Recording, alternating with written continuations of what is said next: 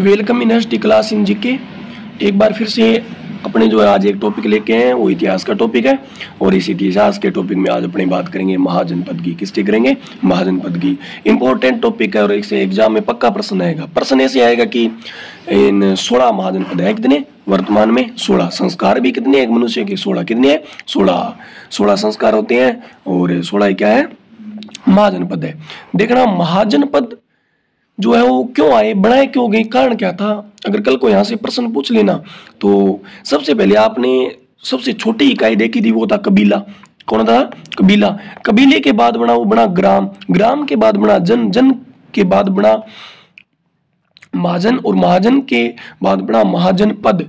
तो ये जो है सबसे बड़ी इकाई मानी जाती है, क्योंकि आपने सुना है सिंधु घाटी सभ्यता सबसे पहले, उसके बाद में ऋग्वैदिक सभ्यता आई और ऋग्वैदिक बाद में काल है उत्तर वैदिक काल। और उसी उत्तर वैदिक काल में जो है वो लोहे की खोज हुई। कभी पूछे कि लोहे की खोज कब हुई? तो लोहे की खोज है वो कब हुई? वो हुई थी उत्तर वैदिक काल में।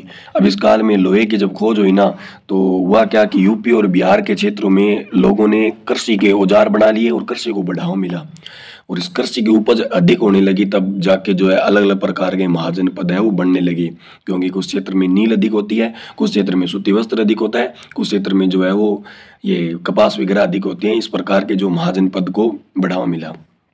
साथियों देखना, ये टॉपिक जो है 12वीं आर्ट्स के लिए बड़ा इंपॉर्टेंट है। यहाँ से एक प्रश्न पक्का आएगा, तो एक छोटा सा वीडियो है, इसमें आप जो है वो याद कर सकते हो। अब ये देखें कि महाजनपद का सबसे पहले उल्लेख कहाँ मिलता है। तो महाजनपद का जो उल्लेख है ना, वो आपको देखना, महाजनपद का उल्लेख है वो भगवंती सूत्र पुराण।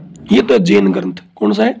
कभी पूछे कि जैन ग्रंथ में कहाँ मिलता है, तो जैन ग्रंथ में मिलता है भगवंती सूत्र पुराण। बता देता हूँ, भगवंती सूत्र पुराण। और ये पुराण है वो कौन सा ग्रंथ है? यह जैन ग्रंथ। ठीक है। और अगुत्र निकाय है ना, अगुत्र निकाय, ये है बौद्ध ग्रंथ।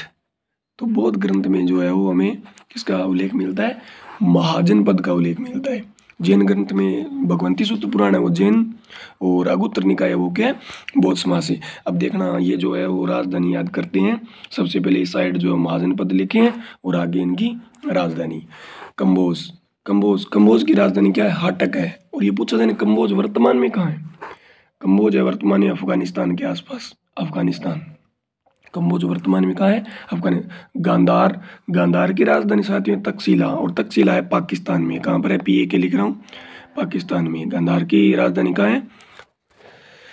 कंबोज की राजधानी हटक, गांधार की तक्षशिला। कुरु की इंद्रप्रस्थ। कुरु क्या है? इंद्रप्रस्थ। सूरसेन की मथुरा, मत्स्य की विराटनगर, अवंती की उज्जैनी, चेदी की शक्तिमती, वत्स की कौशाम्बी, अस्मक की पोटन। अस्मक की क्या है? पोटन है। और उसके बाद और देखे जाए ना, तो एक बार 16 की 16 याद ही करते हैं। अस्मक की क्या है? पोटन है। अस्मक है ना, अस्मक। ये देखो, दक्षिणी भारत में एकमात्र महाजनपद था। कौन सा? अस्मक। अंग की राजधानी है चंपा, मल की है पावा, पांचाल की है छत्रपुर या कंपिल्य, मगध की राजगृह या दूसरा नाम मिलता है गिरिवृक्ष। क्या मिलता है? गिरिवृक्ष। ठीक है। उसके बाद बात करें कौशल की श्रावस्ती, काशी की वाराणसी, और वज्जी की जो राजधानी है, वज्जी की राजधानी है वैशाली। क्या है? वैशाली। ये हमने जो है वो राजधानी कर ली। अब देखना दोबारा और करें। कंबोज अफगानिस्तान में है। कहाँ पर है? अफगानिस्तान में। गांधार तक्षशिला पाकिस्तान में। कुरु इंद्रप्रस्थ ये मथुरा, ये दोनों के दोनों यूपी में है। मत्स्य एकमात्र राजस्थान में है, एकमात्र है राजस्थान में। अवंती उज्जैनी यूपी में है। चेदी शक्तिमती यूपी में है। आगे देखना, वत्स कौशाम्बी यूपी में है। अस्मक दक्षिणी भारत में एकमात्र महाजनपद था जिसकी राजधानी पोटन या पोदन नाम से लिखाता है। यह अंग की राजधानी चंपा है। क्या होना चाहिए?